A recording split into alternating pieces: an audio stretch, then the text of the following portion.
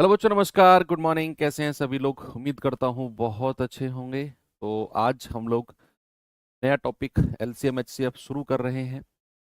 अचानक से हम लोग एलसीएम एचसीएफ क्यों शुरू करने जा रहे हैं, इसका एक रीज़न है बच्चे।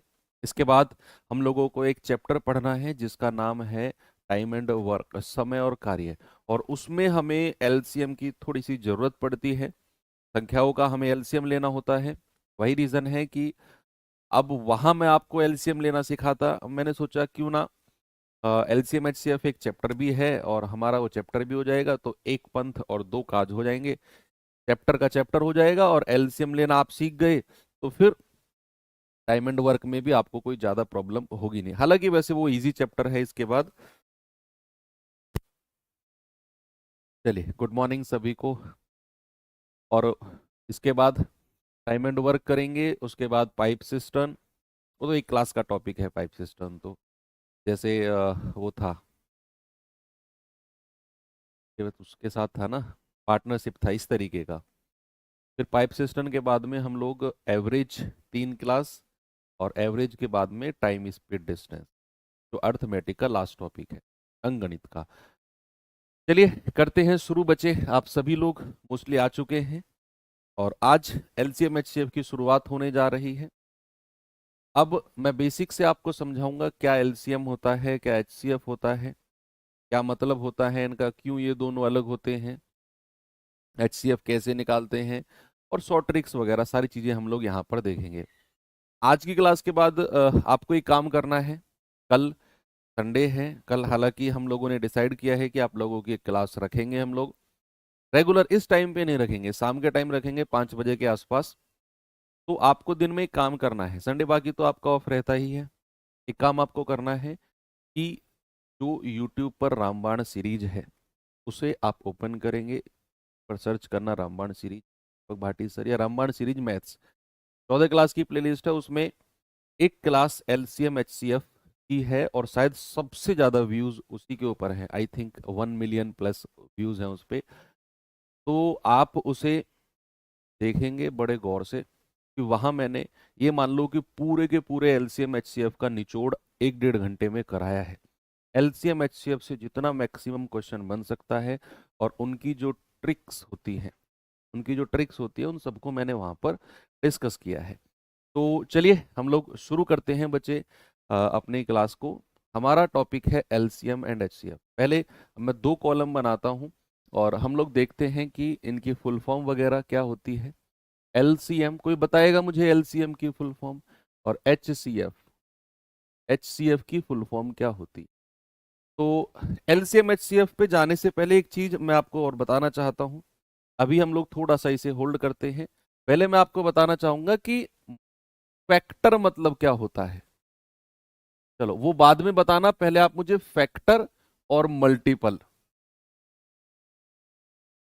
फैक्टर और मल्टीपल में डिफरेंस बताओ। ये बहुत ज्यादा इंपॉर्टेंट है। फैक्टर और मल्टीपल, फैक्टर बोले तो गुणनखंड, गुणनखंड, और मल्टीपल बोले तो गुणज,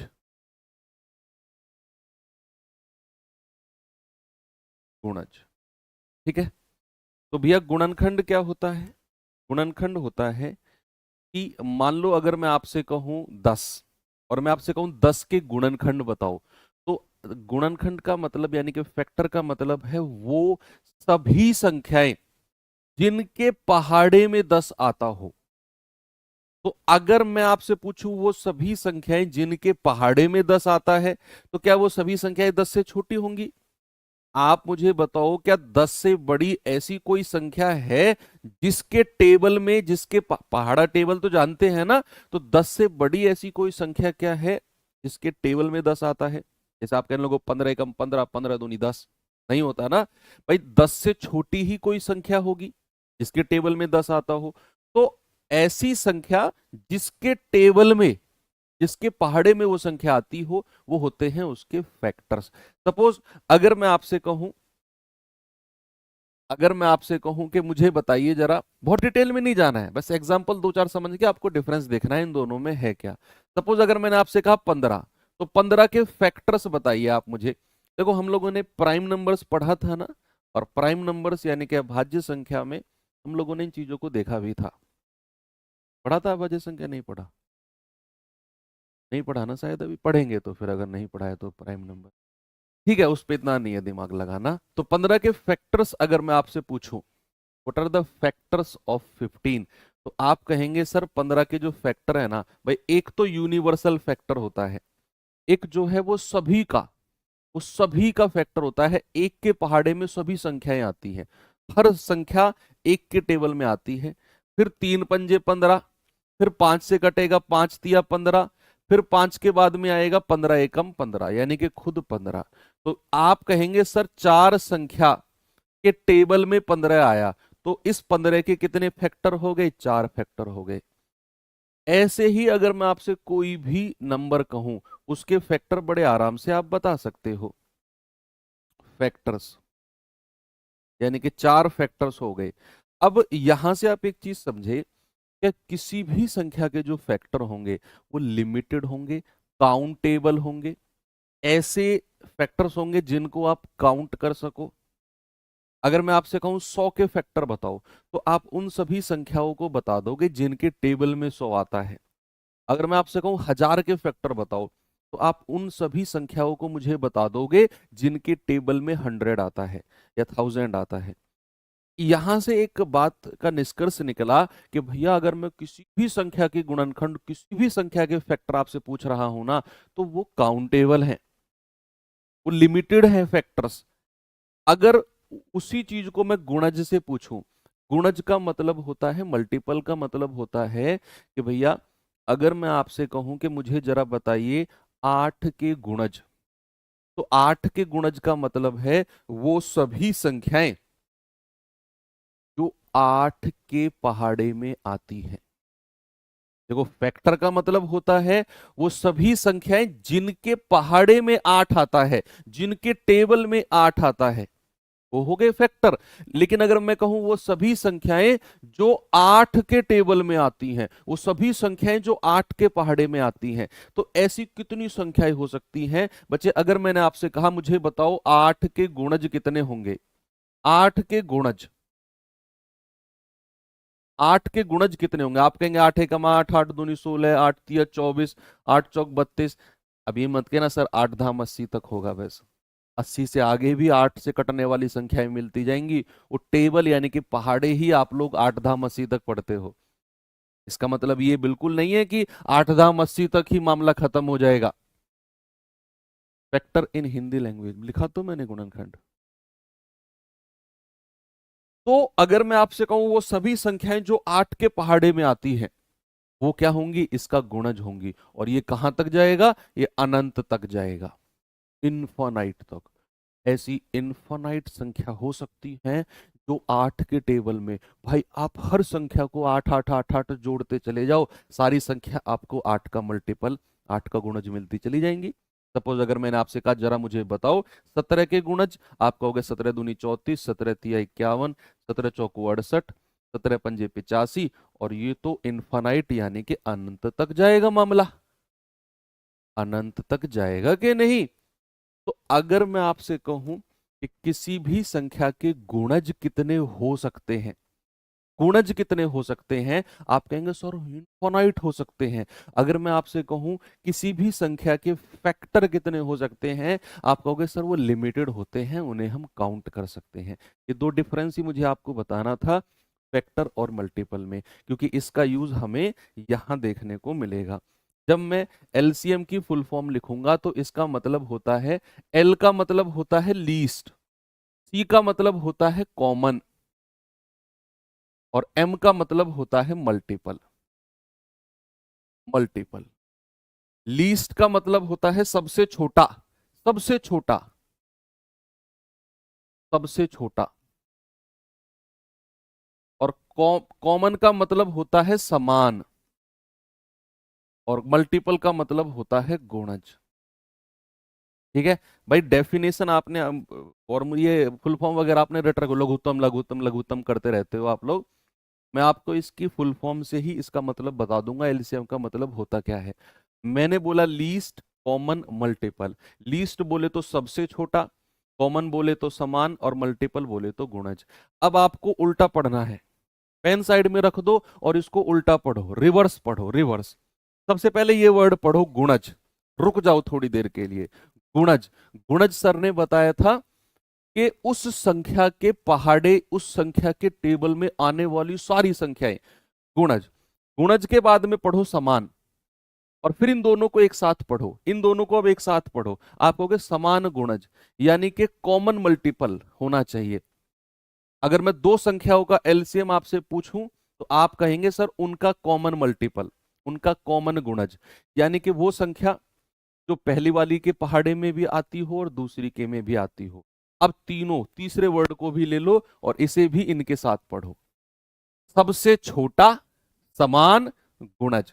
यानी कि अगर मैं आपसे चाहे दो संख्या का, चाहे तीन का, चाहे चार का एलसीएम पूछ रहा हूं, एक तो उनका गुणज होना चाहिए चारों का, पहाड़े में आना चाहिए चारों के में, समान होना चाहिए चारों में, और सबसे छोटा होना चाहिए, सबसे छोटा। अब फॉर एग्जाम्पल अगर मैं आपसे कहता हूं भैया 4, 6 और 8 का मुझे एलसीएम बताओ, तीन संख्या है 4, 6 और 8, 4, 6 एंड 8 का एलसीएम। तो आप चार के पहाड़े लिखो, चार के पहाड़े, 4 एकम 4, 4 दूनी 8, 4 तिया 12, 4 चौक 16, 4 छिंग 24, 4 पंजे 20, सॉरी 4 पंजे 20, क्या कर रहा हूं मैं, 4 पंजे 20, 4 छिंग 24, 4 सत्ते 28, 4 अट्ठे 32, 4 नाम 36, 40, और ये चलता जाएगा, ये कहीं रुकेगा नहीं, ये चलता जाएगा। फिर हम आगे बढ़े, 6 का बताना जरा। आप कहेंगे 6 एकम 6, 6 दूनी 12, 6 तिया 18, 6 चौक 24, 6 पंजे 30, 6 छिंग 36, 6 सत्ते 42, ये चलता जाएगा। 8 एकम 8, 8 दूनी 16, 8 तिया 24, 8 चौक 32, 8 पंजे 40, 8 छिंग 48, इसमें 48 भी लिख लो आगे, है ना, 6 8 48। इसमें और थोड़ा आप आगे बढ़ा सकते हो, 44, 48 डॉट डॉट। अब आपको क्या करना है, आपको इन तीनों का एलसीएम लेना है। तो अब फिर से वो पढ़ो भैया, गुणज होना चाहिए। तो 4 के गुणज ये रहे, 6 के गुणज ये रहे, 8 के गुणज ये रहे, और कितने हो सकते हैं गुणज, अनंत, इनफाइनाइट गुणज हो सकते हैं, इतना भी आप समझ गए। समान गुणज, सेकंड पे आए समान, भैया कॉमन होना चाहिए, कॉमन, जो तीनों में कॉमन हो, जो तीनों में कॉमन हो। सबसे पहला क्या मिला हमें, 24 मिल गया, हमें तीनों में समान सबसे पहले क्या मिल गया, 24। 24 के बाद कोई संख्या है क्या जो तीनों में कॉमन है, हाँ जी सर, ये रही 48। आप मुझे बताओ कितने कॉमन गुणज मिल सकते हैं, इस बात का जवाब बताओ मुझे, इन तीनों के कितने कॉमन गुणज। अगर मैं इनके मल्टीपल्स आगे बढ़ाता चला जाऊं, इसके भी आगे बढ़ा दूं, इसके भी आगे बढ़ा दूं, तो आप बच्चा मुझे बताओ कितने कॉमन गुणज मुझे मिल सकते हैं, कितने कॉमन मल्टीपल्स मिल सकते हैं। आप कहेंगे सर इनफाइनाइट मिल सकते हैं, अनंत मल्टीपल होंगे, कॉमन भी, इनके कॉमन मल्टीपल भी इनफाइनाइट होंगे, लेकिन हमें चाहिए कौन सा, हमें चाहिए सबसे छोटा। तो सबसे छोटा कौन सा है, 24, और यही मेरा एलसीएम हो जाएगा, यही होगा लीस्ट कॉमन मल्टीपल, एलसीएम, सबसे छोटा समान गुणज। बेसिक कॉन्सेप्ट समझे, what is the basic concept of LCM, समझ गए ना, क्यों हम एलसीएम को सबसे छोटी वाली संख्या ही लेते हैं, क्यों 48 एलसीएम नहीं है। बहुत सारे बच्चों को बड़ा कंफ्यूजन होता है जब वो टाइम एंड वर्क पढ़ते हैं। तो अब कभी जीवन में कंफ्यूजन नहीं होगा ना कि क्यों एलसीएम 24 ही है, क्यों 48 नहीं है, क्योंकि हमें सबसे छोटा यानी कि लीस्ट संख्या चाहिए, कॉमन हो जो तीनों। बात क्लियर है, तो एलसीएम का मतलब समझ में आ गया। अब एलसीएम निकालने के तरीके क्या होते हैं भैया, एलसीएम निकालने के इस तरीके से एलसीएम थोड़ी निकालेंगे हम अपने एग्जाम में। पहली बात तो एलसीएम डायरेक्ट निकलवाने का क्वेश्चन बनता ही नहीं है। वो जमाना गया जब आपको डायरेक्ट संख्या दिया जाती थी कि इनका एलसीएम बताओ, अब सवाल वो बनता ही नहीं, आपको उतनी टेंशन लेनी नहीं एलसीएम कैसे निकालेंगे। आपको क्या, फिर भी आपको बेसिक तरीका जो आपने अपनी 9वीं 10वीं क्लास में पढ़ा था ना कभी प्राचीन काल में, वो आपको पता होना चाहिए।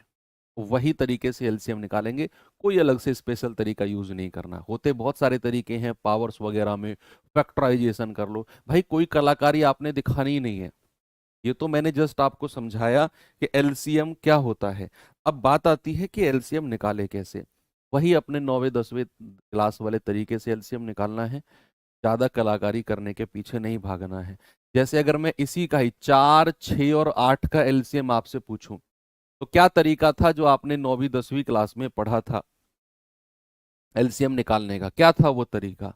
आप कहेंगे कि सर कॉमन संख्या यहां लिखो, 2 दूनी 4, 2 तिया 6 और 2 चौको 8। यही तरीका सबने पढ़ा है। मैं कह रहा हूं पूरे भारत में कहीं से भी आप हो, यही तरीका एलसीएम का 9वीं 10वीं क्लास में पढ़ाया जाता है। तो मैंने कहा 4, 6, 8 का एलसीएम, 2 यहां लिखा, 2 दूनी 4, 2 तिया 6, 2 चौको 8। फिर क्या इन तीनों में से कोई संख्या 2 से कट रही है? हाँ जी सर कट रही है। फिर 2 से जाओ, 2 एकम 2। क्या ये 3 2 से कट रहा है? नहीं, इस 3 को ऐसे ही लिख दो और फिर ये लिख दो 2 दूनी 4। फिर 2 से जाओ, 1 को ऐसे ही लिख दो, 3 भी नहीं कटेगा, ऐसे ही लिख दो और 2 एकम 2। क्या अब कोई संख्या 2 से कटेगी? ना, 3 लिख दो, 1, 3 एकम 3, 3 एकम 3। जब नीचे 1 1 1 आ जाए तब रुक जाओ, और इधर जो संख्या बनी उनको मल्टीप्लाई कर दो, 2 गुणा 2 गुणा 2 गुणा 3। तो 2 दूनी 4, 4 दूनी 8, 8 तिया 24। एलसीएम कितना आ गया? 24 आ गया। इसी तरीके से आपको निकालना है, हालांकि कोई जरूरत नहीं है इस तरीके से निकालने की। पहली बात तो आपसे क्वेश्चन पूछेगा नहीं। अब हमें जरूरत पड़ती है टाइम एंड वर्क यानी कि समय और कार्य में एलसीएम निकालने की, तो उसको निकालने का तरीका भी आपको मैं बता दूं। 4, 6, 8 इसी क्वेश्चन से मैं जा रहा हूं। 4, 6, 8 मैंने लिखा। आपको क्या करना है, अपने दिमाग में देखो, दिमाग सबके पास बहुत कूट कूट के भगवान ने आपके अंदर टैलेंट भरा हुआ है। क्या करना है, इन तीनों में आपको मैंने बेसिक कॉन्सेप्ट सिखा दिया कि एलसीएम का मतलब होगा मल्टीपल और कॉमन और लीस्ट। सबसे छोटा है, गुणज है, तीनों में कॉमन होना चाहिए। तो आपने अपने ही दिमाग में सबसे बड़ी संख्या को पकड़ना है।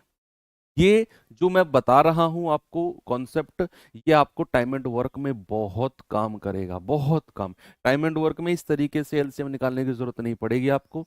जो मैं तरीका बता रहा हूं, अगर ये आपने सीख लिया, सबसे बड़ी संख्या को पकड़ो, अपने ही दिमाग में सबसे बड़ी संख्या का पहाड़ा पढ़ना शुरू कर दो, और उस पहाड़े उस टेबल पे आके रुक जाओ जो 6 के में भी आता हो और 4 के में भी 4 से भी कटता हो। जैसे मैंने कहा 8 एकम 8, 8 एकम 8। क्या 6 से कटता है 8? नहीं। फिर आ जाओ 8 दूनी 16।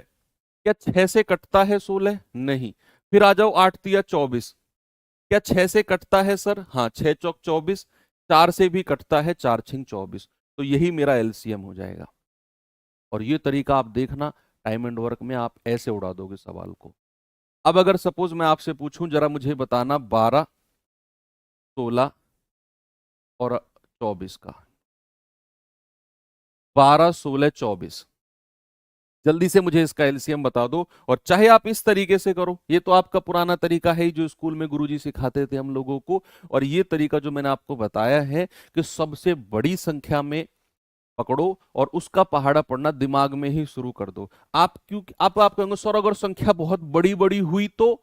भैया जब आप, मैंने बोला ना टाइम एंड वर्क चैप्टर में, समय और कार्य जो इसके बाद पढ़ेंगे, उसमें बहुत बड़ी बड़ी संख्या वो आपको नहीं देगा, वो ऐसे ही संख्या देगा, बहुत कॉमन कॉमन सी।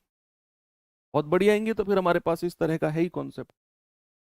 तो अब आपने 24 को पकड़ा, तो 24 एकम 24, 16 के पहाड़े में 24 नहीं आता है। फिर आप कहोगे 24 दूनी 48, 16 के पहाड़े में आता है क्या? 16 तिया 48, 12 चौक 48। बिल्कुल सर, यही एलसीएम हो जाएगा। यही क्या हो जाएगा? एलसीएम। एक और पूछता हूं चलो मैं आपसे। मैंने कहा 14, 21 और 35। जल्दी से बताइए मुझे, 14, 21 और 35 एलसीएम बताएंगे मुझे 14, 21 और 35 का। आप चाहो अपने बेसिक तरीके से जा सकते हो, और अगर आप चाहो तो उस तरीके से भी जा सकते हो। लगाओ बच्चे जल्दी से दिमाग। सबसे बड़ी संख्या का पहाड़ा पढ़ना शुरू कर दो, और जहां पर वो आपको संख्या मिले जो इससे भी कटे और इससे भी कटे, वही आपका जवाब होगा। आप कहेंगे सर 35 से कम 35, 21 से नहीं कटता। 35 दूनी 70, 21 से नहीं कटता। 35 तिया 105, 21 से तो कटता है, 21 पंजे 105, लेकिन 14 से नहीं कटता। 14 से 105 कहाँ कटेगा? तो 35 का आगे चलो, 35 चौके 140। भैया 21 से कटता है क्या? नहीं सर। तो फिर आगे बढ़ो, 35 पंजे कितना होता है? 175। 175 क्या 21 से कटता है? नहीं सर। 35 छिक्के कितना होता है? 210। 35 छिक्के कितना होता है? 210। 21 से कटता है? हाँ जी सर 21 धाम 210। 14 से कटेगा? 14 कम 14, 14 पंजे 70, बिल्कुल कटेगा। यही एलसीएम हो जाएगा। यही क्या हो जाएगा? एलसीएम हो जाएगा। That's it. नहीं करेंगे तो अपने इस तरीके से कर लो कि भैया यहां पर आप लिखो 14, 21 और 35। दो से जाएंगे क्या? कोई एक भी संख्या दो से कट रही है तो 7 14, 21 और 35। 3 से जाए क्या? 7, 3 7 21, 35 ऐसे ही लिख लो। 5 से जाए क्या? एक संख्या तो कट रही है 5 से, तो 7 7 5 7 35। अब 7 से आ जाओ, 1 1 1। गुणा करेंगे, 2 गुणा 3 गुणा 5 गुणा 7, तो 2 तिया 6, 6 पंजे 30, 3 7 21, 210। कितना आ गया? 210।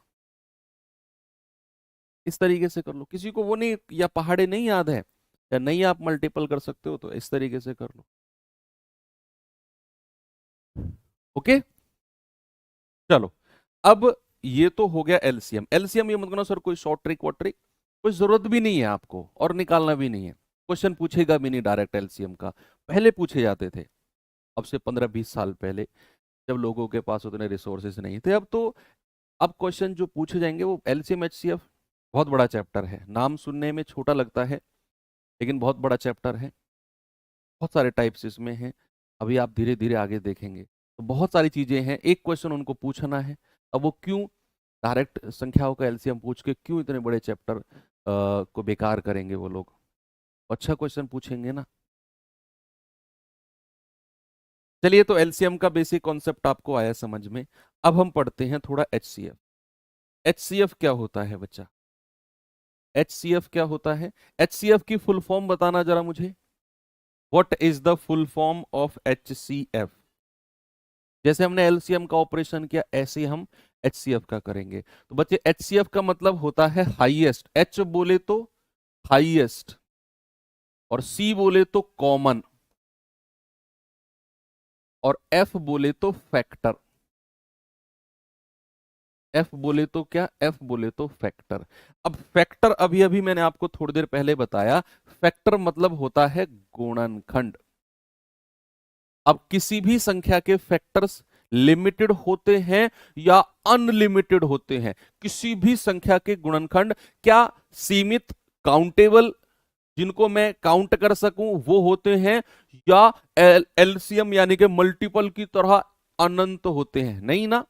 फैक्टर बोले तो काउंटेबल, यानी कि किसी भी संख्या के अगर मैं फैक्टर की बात करूंगा तो इतने होंगे कि मैं उन्हें काउंट करके बता सकूं, 2 4 5 10 20 इतने फैक्टर हैं जी, काउंट कर सकता हूं मैं। और हमें कॉमन का मतलब होता है समान।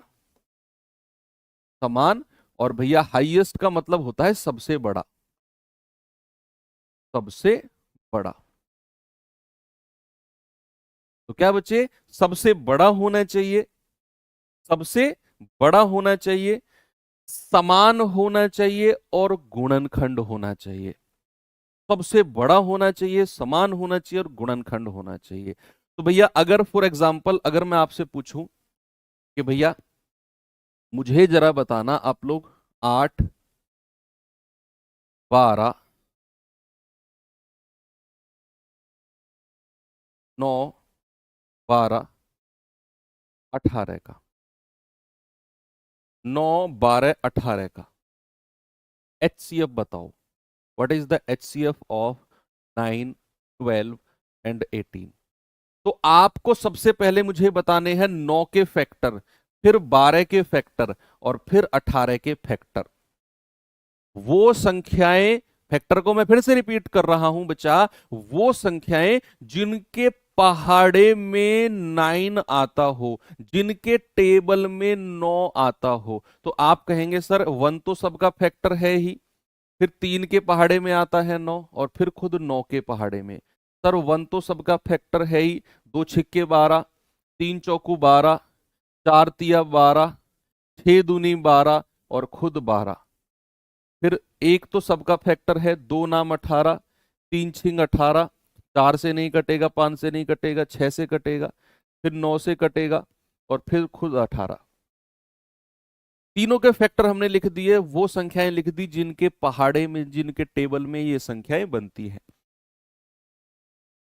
अब हमें कॉमन ढूंढना है और हाईएस्ट, सबसे बड़ा ढूंढना है और कॉमन। तो पीछे से चलेंगे, पीछे सबसे बड़ी बड़ी देखेंगे। 9 कॉमन इसमें है, इसमें है, इसमें नहीं है। 3 पे आ जाओ, तीनों में कॉमन है, तो सबसे बड़ा फैक्टर यही हो जाएगा, और यही मेरा HCF हो जाएगा। यही क्या हो जाएगा बच्चा? HCF, यानी कि हाईएस्ट कॉमन फैक्टर हो जाएगा। बात सही है? बोलिए। रिकॉर्डेड क्लास है शायद, हाँ सही, सही अंदाजा लगा रहे हो, रिकॉर्डेड क्लास। क्या तुम्हें क्या लगता है, मैं बीच बीच में 10-10 20-20 लोगों के नाम लेकर कमेंट पढ़ता रहूं तब तुम्हें विश्वास होगा लाइव है? ये अच्छा रहेगा क्या? क्लास का रिदम सही रहेगा उससे? बीच बीच में 10-10 लोगों के नाम के, भाई ये कमेंट इनका है, ये कमेंट इनका है, ये कमेंट इनका है, एक सवाल कराऊं 10 कमेंट पढ़ूं, एक सवाल कराऊं 10 कमेंट पढ़ूं, ऐसे माहौल ठीक लगेगा आपको? बोलो। नहीं ना? 3 है ना सबका?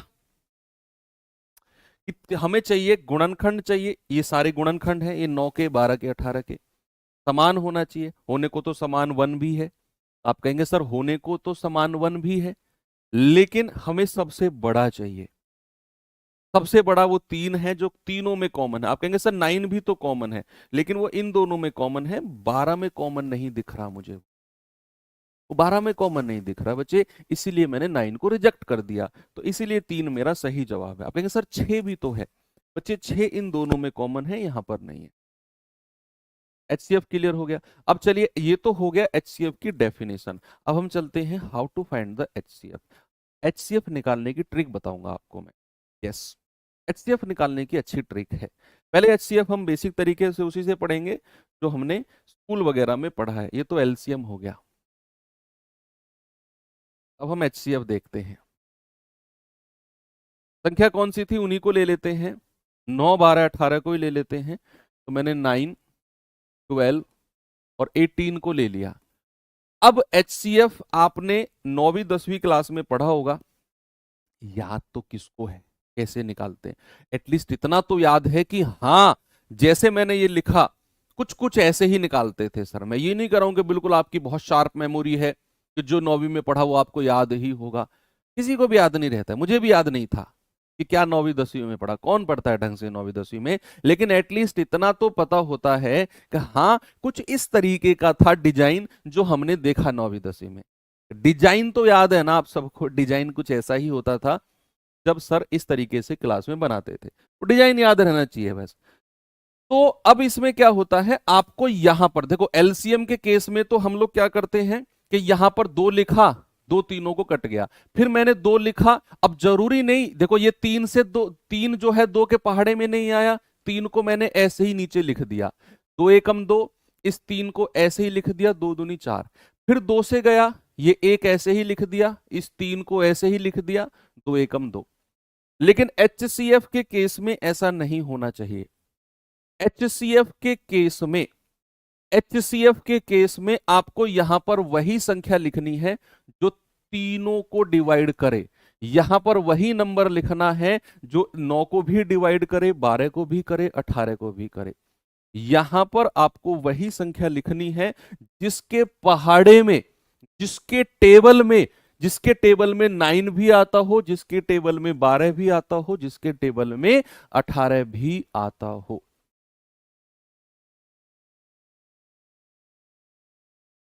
वही संख्या लिखनी है। ओके, तो क्या मैं 2 लिख सकता हूं? नहीं सर, 9 को नहीं काट पाएगा 2, 9 ऐसे ही रह जाएगा। क्या मैं 3 लिख सकता हूं? 3 तिया 9, 3 चौकू 12 और 3 छंग 18।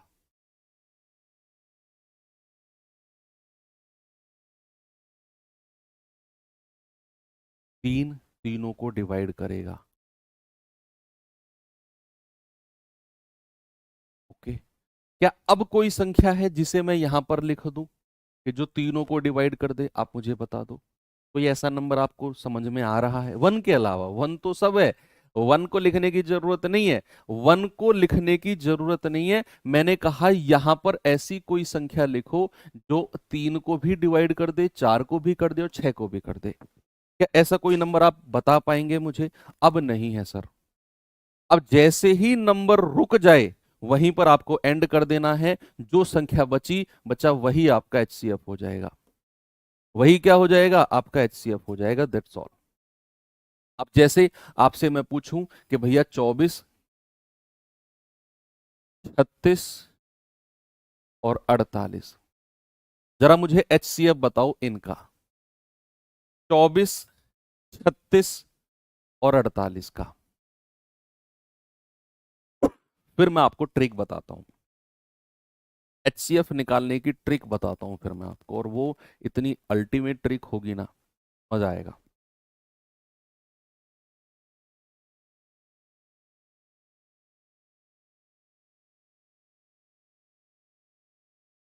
कैसे करेंगे? देखो, यहां पर क्या करना है, यहां पर वो संख्या लिखनी है जो 24 को भी काट दे, 36 को भी काट दे, 48 को भी काट दे।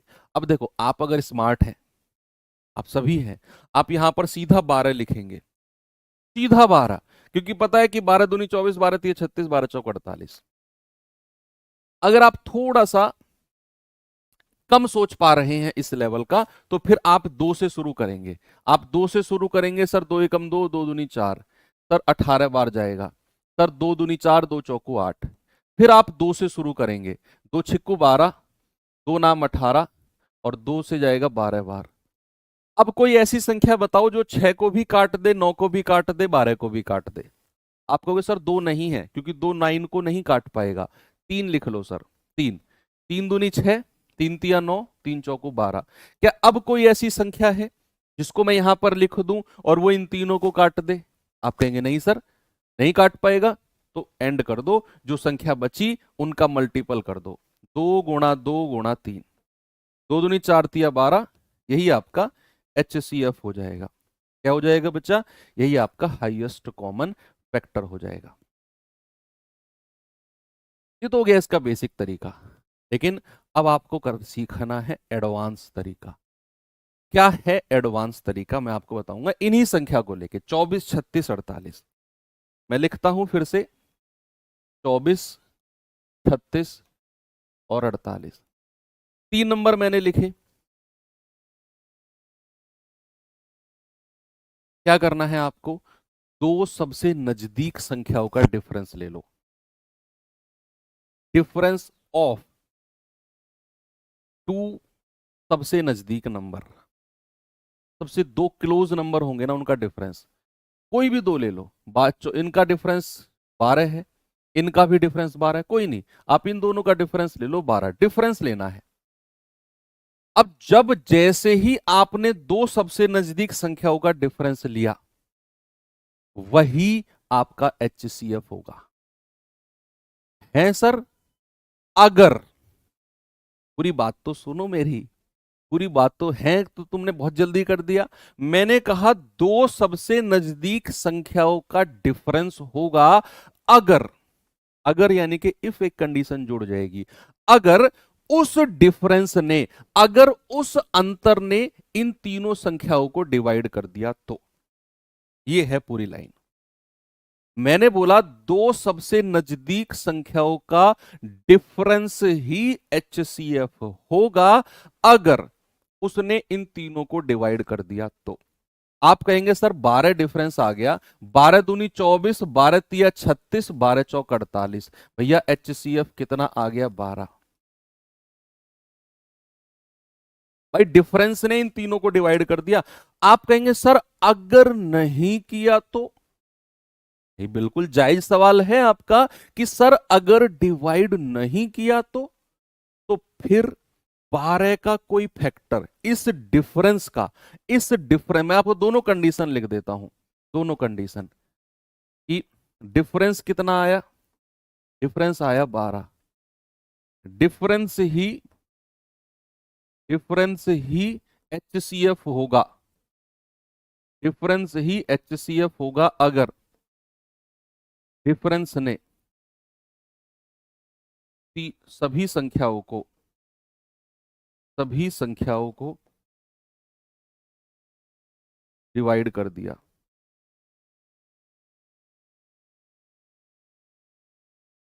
डिफरेंस ही HCF होगा अगर डिफरेंस ने सभी संख्याओं को डिवाइड कर दिया, अन्यथा अगर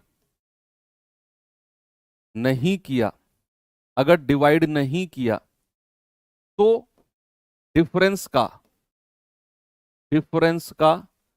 ही कोई फैक्टर डिफरेंस का ही कोई फैक्टर डिफरेंस का ही कोई फैक्टर HCF होगा।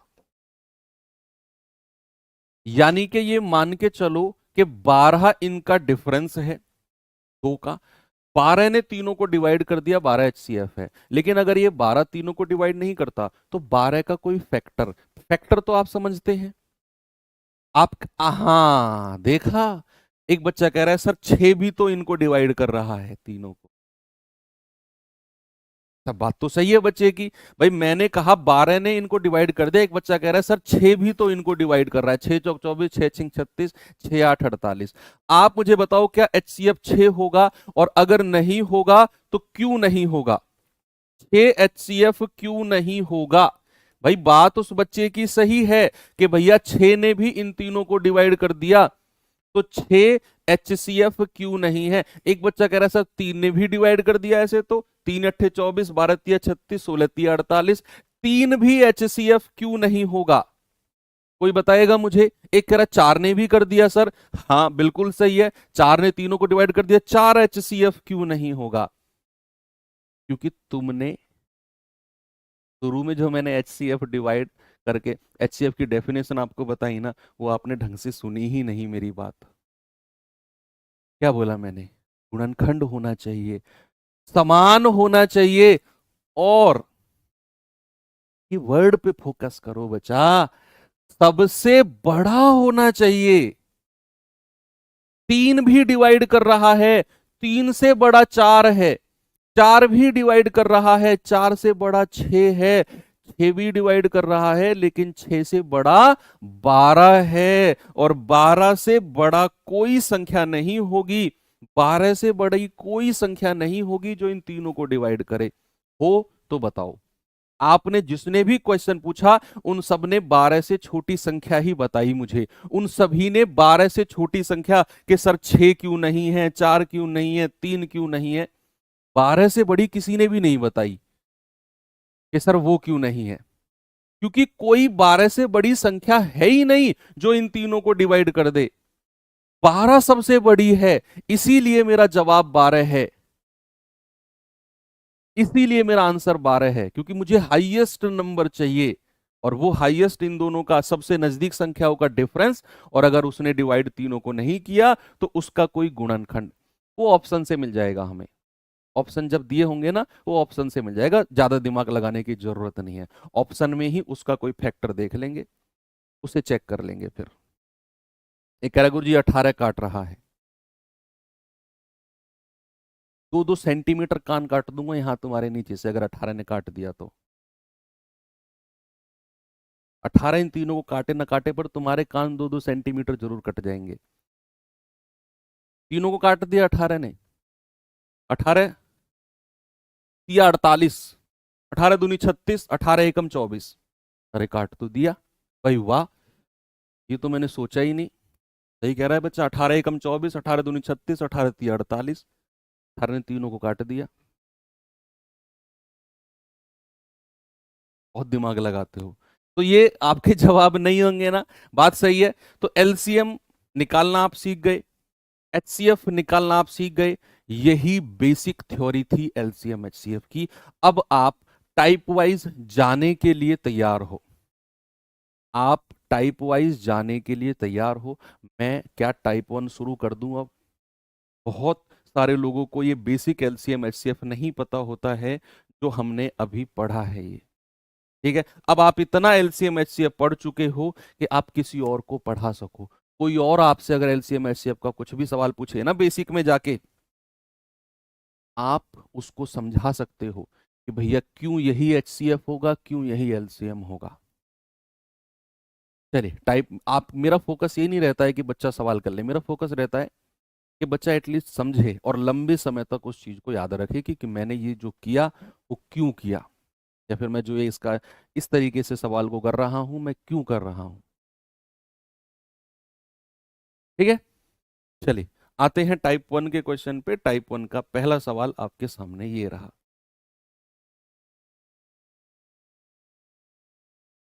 बताइए जल्दी से जवाब क्या होगा।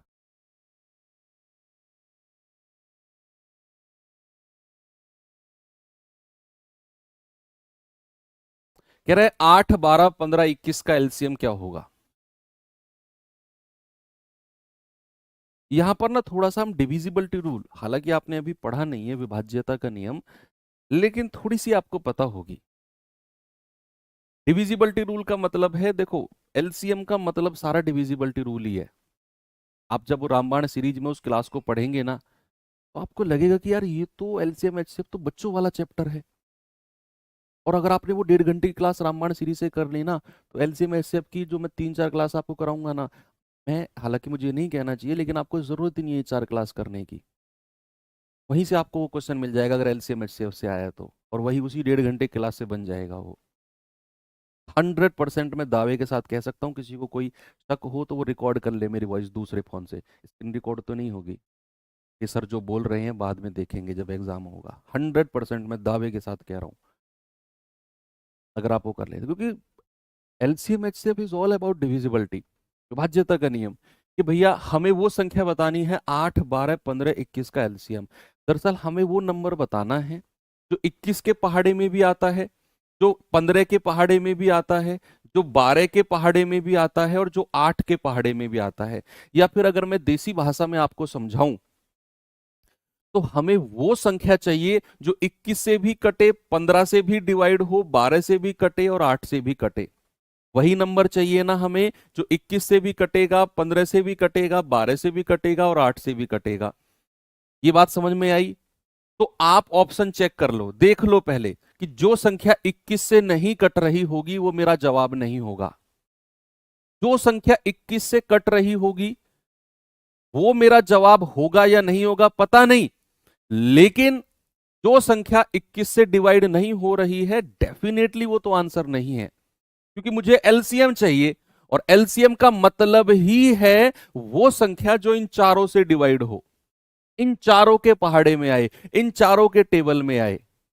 अब जो संख्या 21 के टेबल में ही नहीं है वो कैसे एलसीएम हो जाएगा, ये सोचो भाई साहब। ये आप जो कैप लगा के बैठे हुए हो ब्लैक कलर का, आपसे कह रहा हूं, सही कह रहा हूं गलत कह रहा हूं, ऐसे गर्दन तो हिलाते रहो। 21 से 21 चौके 84, ये मेरा जवाब हो सकता है नहीं हो सकता है, हटाओ, हमको 3 गलत ऑप्शन ढूंढने हैं।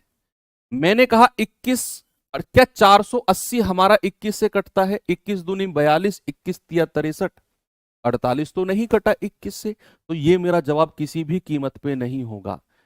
21 एकम 21, क्या 37 21 से कटता है? बिल्कुल नहीं कटता, मेरा आंसर नहीं होगा। क्या 58, 21 दूनी 42, 21 तिया 63, 58 भी नहीं कटा। और अगर आपने किसी क्वेश्चन में 3 गलत ऑप्शन हटा दिए ना, आंख बंद करके चौथे ऑप्शन पे टिक कर देना, वही आपका सही जवाब होगा, 840। अब आप कहेंगे सर अगर दो ऑप्शन ऐसे होते, अगर दो ऑप्शन ऐसे होते जो 21 से कट रहे होते, तो फिर आप उन दोनों ऑप्शन में इतनी सारी संख्याओं की डिविजिबिलिटी किसी एक की कर लेते, उन दोनों में से एक ऑप्शन हट जाता भाई, क्योंकि हमें तो वो संख्या चाहिए जो इन चारों से कटे। अब अगर मैं 21 की मदद से दो ऑप्शन भी हटा पाया, दो बचे, तो फिर मैं देखूंगा उन दोनों में 15 से काट के, 15 से भी कट गए, देखूंगा 12 से काट के, बहुत स्पीड से कट जाएंगे। और एक ही नंबर ऐसा होगा जो इन चारों से कटेगा। मान लो अगर दोनों नंबर चारों से कट गए, तो फिर दोनों में छोटा वाला उठा लेना, क्योंकि आपको लीस्ट चाहिए। ऐसा भी है कई बार कि भैया दो संख्या ऑप्शन बचे और वो चारों से कट गए, तो हमें क्या चाहिए, लीस्ट। छोटा वाला आंसर हो जाएगा आपका।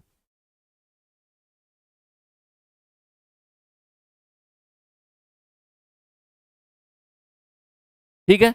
अब इसको आप बेसिक से जाना चाहो तो आपकी मर्जी है, बेसिक से चले जाओ कि यहां पर लिखो 8, यहां पर 12, यहां पर 15 और यहां पर 21। तो भाई किससे जाए, दो से चले जाए, दो चौको 8, दो छिक्के 12, 15 ऐसे ही रहने दो, दो से नहीं कटेगा, 21 भी ऐसे ही लिख दो।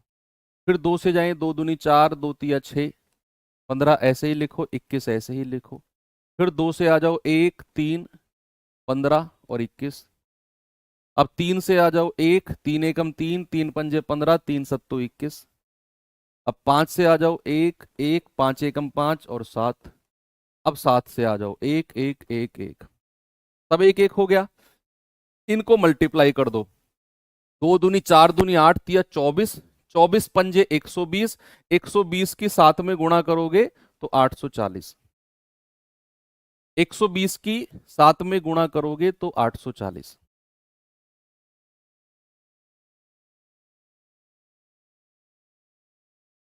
ठीक है, बात सही है।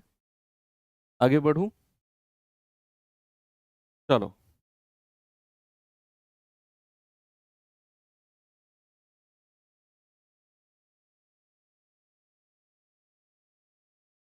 ये सवाल बताइए जरा।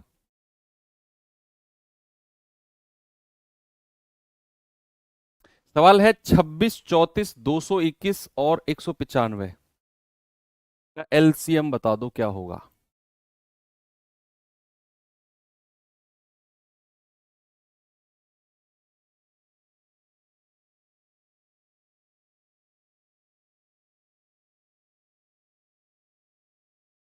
भाई साहब, आप जिसने मफलर ऐसे सर पे बांधा हुआ है क्रांतिकारी की तरह, जवाब नहीं दे रहे हो आप, दिख रहे हो मुझे, ऐसे बांध के रखे हो जो।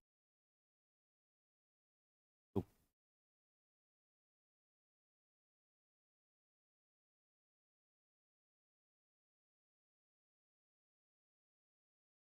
देखो, आपको इनका एलसीएम बताना है, मतलब आपको वो संख्या चाहिए जो 26 के पहाड़े, 26 के टेबल में भी आए, 34 के में भी आए, 221 के में भी आए और 195 के टेबल में भी आए। बेसिकली आपको वो नंबर चाहिए जो इन चारों से कटे, इन चारों से डिवाइड हो। बच्चे अब आप खुद सोचो, जो संख्या 26 से कटेगी, क्या वो संख्या 13 से भी कटनी चाहिए? ऐसा सोचो, जो संख्या 26 के पहाड़े में आती है, क्या वो 13 के पहाड़े में भी आएगी? भाई 26 एकम 26, 26 दूनी 52, 26 तिया 78, 13 के पहाड़े में भी आएगी वो चीज। आएगी कि नहीं? बिल्कुल आएगी। तो ऐसे सोचो, जो संख्या 26 से कट रही है वो 13 से भी कटेगी। 26 का आधा 13 होता है। अब 13 से कटने वाली जो संख्या नहीं है, वो किसी कीमत पर जवाब नहीं होगा। तीन गलत ऑप्शन को ढूंढना है हमें, सही ऑप्शन नहीं ढूंढना। हमें गलत ऑप्शन ढूंढने हैं, हमारा फोकस ही गलत ऑप्शन को ढूंढना है, सही ऑप्शन की तरफ सोचो ही मत। आप 13 से काट के देखो, 13 पंजे 65, एक 127 बचा है। क्या 13 127 से कटता है? 127 जो है, क्या वो 13 से कटता है? 13 निम्मा 117, 13 धाम 130, 127 तो बीच में रह गया ना। 13 पंजे 65, बचा 32, 13 से कटता है क्या? नहीं। 13 पंजे 65, हासिल का एक, 13 एकम 13। सही ऑप्शन को ट्रिक मत लगाओ, टिक मत लगाओ, ये तो कट गया 13 से। 13 पंजे 65, एक 13 एकम 13, कट गया 13 से। इसको देखो, 13 पंजे 65, आगे 90 बचा, क्या 13 से कटता है? ना। आपने तीन गलत ऑप्शन ढूंढ लिए। अब तीन गलत ऑप्शन ढूंढ लिए तो चौथा अपने आप सही हो जाएगा। आप कहें कि सर अगर दो ऑप्शन ऐसे होते जो 13 से कटते, तो फिर मैं 34 को देखता कि जो संख्या 34 से कट रही है 17 से भी कटेगी, क्योंकि 17 दूनी 34 होता है। 17 दूनी क्या होता है? 34 होता है। तो फिर मैं उन दो ऑप्शन में 17 की डिविजिबिलिटी देख लेता।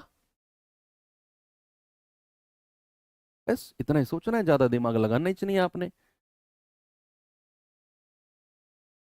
बात समझ में आ गई? बेसिक से करना चाहिए, आपकी मर्जी है, खुद कर लेना बेसिक से, 26, 34, 221 और 195 लिख के खुद कोशिश करना आप, जो भी आएगा। सर 221 से काट सकते हैं क्या? जीवन में टेंशन कम है क्या तुम्हारे में? कम टेंशन है क्या जीवन में? बताओ, कम है तो बताओ, मैं और थोड़ी सी दे देता हूं आपके जीवन में टेंशन। इतनी बड़ी संख्या की डिविजिबिलिटी चेक करोगे, आप कहोगे हाँ सर वो 3 बार कट रहा है, 221 या 663, इतना दिमाग लगाना ही क्यों? ओके।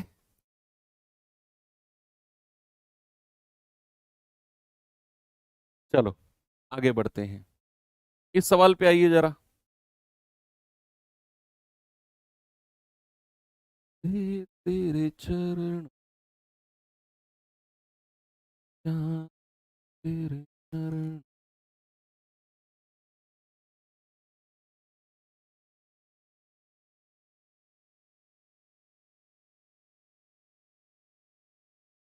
सच के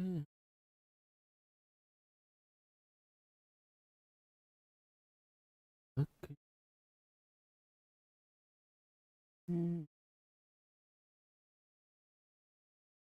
12, 15, 90, 108, 135, 150 का एलसीएम बताना है।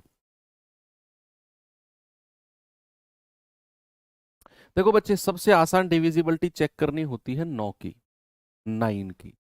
कि 9 की डिविजिबिलिटी होती है सम ऑफ डिजिट, अंकों का योग। हालांकि शायद अपने आप आपने अभी तक पढ़ा नहीं है कुछ बच्चों ने, लेकिन 9 की डिविजिबिलिटी अगर आपको ये देखना है कि कोई संख्या 9 से कट रही है कि नहीं, तो आपको क्या करना है, उस संख्या के जो डिजिट है ना, जो अंक है, उनको जोड़ लो और फिर चेक कर लो क्या वो 9 से कटेंगे या नहीं। अगर वो कट गए तो संख्या 9 से कट जाएगी, अगर वो नहीं कटे तो संख्या 9 से नहीं कटेगी। ठीक है भैया? तो आप यहां देखो, आपको वो संख्या चाहिए जो 12 से भी कटेगी, 15 से भी, 90 से भी, 108 से भी, 135 से भी और 150 से भी। वही संख्या चाहिए आपको। अब आप ऐसा देखो, क्या कोई इनमें से एक आध संख्या ऐसी है जो 9 से कट रही हो इन सारे में? क्योंकि मैंने अभी अभी आपको बताया कि 9 की डिविजिबिलिटी चेक करना सबसे आसान है, सबसे इजी वही है। तो आप चेक करो क्या कोई संख्या 9 से कट रही है? सर बहुत सारी कट रही हैं। कि भैया अगर संख्या 90 से कट रही है तो वो 9 से भी कटेगी, 9 धाम 90। जो संख्या 90 के पहाड़े में, जो संख्या 90 के टेबल में आएगी, वो संख्या 9 के टेबल में भी आनी चाहिए। अगर संख्या 9 से कट रही है तो उसके अंकों का योग 9 से कटेगा, और जिसके अंकों का योग 9 से नहीं कट रहा है वो आपका जवाब नहीं होगा, किसी भी कीमत पर वो आपका जवाब नहीं होगा। देख लो भैया, आप कहेंगे सर 4 और 2 6 अंकों का योग, 4 और 2 6, 9 से नहीं कटा। 3 और 2 5, 9 से नहीं कटा। 8 और 1 9, 9 से कट गया। 7 और 2 9, ये भी 9 से कट गया।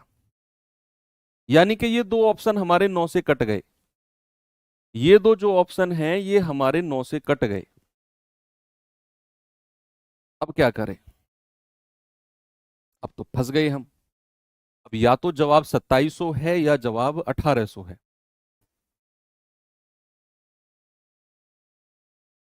बताइए कैसे जवाब दें सवाल का?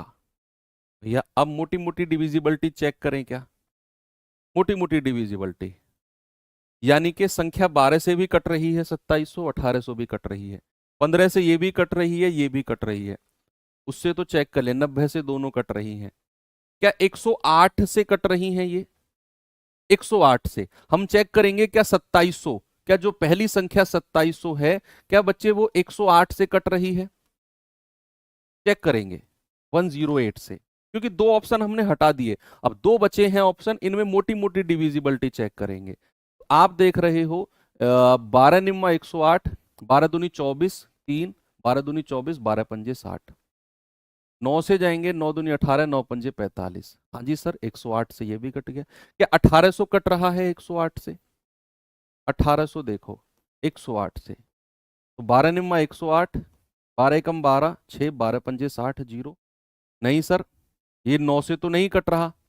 तो इसका मतलब है 1800 कैसे आपका जवाब होगा फिर? 1800 कैसे आपका जवाब होगा बताइए? ये 1800 108 से तो कटा ही नहीं है भाई। ये 1800 108 से तो कटा ही नहीं। कर गई ना थोड़ा सा मिस? दो ऑप्शन बची, आपने छोटी वाली लगा दी। तो सर आपने ही तो बोला कि दो ऑप्शन अगर कट रहे हैं तो उनमें छोटा वाला। अरे भैया दो ऑप्शन ये 9 की डिविजिबिलिटी में बचे हैं। अगर 9 की डिविजिबिलिटी में दो ऑप्शन कट गए तो मैंने आपसे क्या बोला? मैंने बोला हमें सही ऑप्शन ढूंढना ही नहीं, हमें गलत ऑप्शन ढूंढना है, उसको काटना है। अब ये दो ऑप्शन बचे हैं तो इन सबसे कटने चाहिए ये दोनों ऑप्शन, तब जाके छोटा जवाब सही होगा। अगर ये दोनों ऑप्शन इन सारी संख्याओं से कट गए तब छोटी संख्या आपका जवाब होगी। अब ये 1800 108 से कटा ही नहीं तो 108 के पहाड़े में कैसे आ जाएगा 1800? हमें तो वो संख्या चाहिए जो 108 के पहाड़े में भी आता हो। सर आपने ही तो बोला था छोटी संख्या। भैया मेरी पूरी बात सुनो, तुमने आगे पीछे की लाइन काट दी, बीच वाली याद रखी कि आपने ही तो बोला था। मैंने पूरी लाइन क्या बोली थी कि अगर ये दो ऑप्शन इन सारी संख्याओं से कटें तब जाकर छोटी संख्या आपका जवाब होगा। देख लो पीछे यही बोला होगा मैंने, लेकिन आपने सबकी डिविजिबिलिटी चेक करी ही नहीं। मैंने कहा 108 से 1800 कटता ही नहीं है तो कैसे जवाब होगा ये आपका? तब जाकर ये चौथा ऑप्शन सही हो जाएगा। हो सकता है आपको अभी टाइम लग रहा हो इस तरह से सवाल करने में, लेकिन आप वो रामायण सीरीज की क्लास देखकर अपने क्वेश्चंस को इस तरीके से करने की कोशिश करेंगे, प्रैक्टिस करेंगे। आप भरोसा करो, जब आप स्क्रीन पे क्वेश्चन देखोगे शायद पेन आप भूल जाओ, जरूरत ही ना पड़े। स्क्रीन पे ऐसे उंगली चलाओगे आंसर लग जाएगा कि यही आंसर है।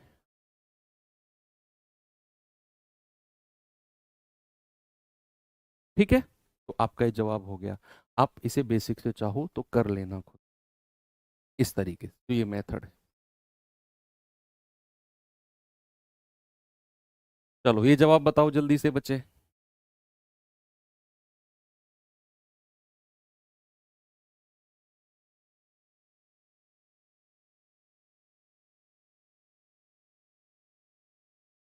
अब ये आप खुद करना, ये सेल्फ के लिए है, HW भी नहीं, सेल्फ के लिए है ये।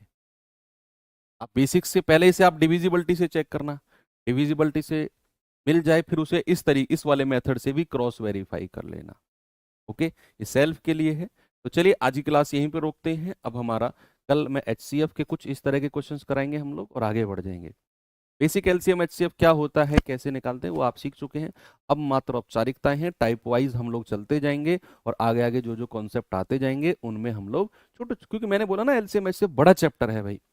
नाम सुनने में छोटा है लेकिन परसेंटेज प्रॉफिट लॉस की तरह काफी बड़ा चैप्टर है ये भी। बहुत सारे टाइप यहाँ पर बनते हैं। अभी तो बेसिक है, अभी तो आएगा फ्रैक्शन का LCM HCF, डेसिमल का LCM HCF, पावर का LCM HCF, फिर आएगा फॉर्मूला कि LCM गुणा HCF दो संख्याओं का गुणनफल के बराबर होता है, फिर रेशियो वाला आएगा, फिर संभावित जोड़े आएंगे, फिर आएंगे वो क्वेश्चंस की सिग्नल लाइट जली एक साथ कब जलेंगी। तो बहुत सारे टाइप अभी LCM HCF में बचे हुए हैं। ठीक है, तो कल शाम 5 बजे क्लास रहेगी संडे में, क्योंकि हमारी 2 दिन ऑफ रह गई थी तो उसे कवर अप करना है। मिलेंगे कल शाम 5 बजे। Thank you, have a good day, जय हिंद।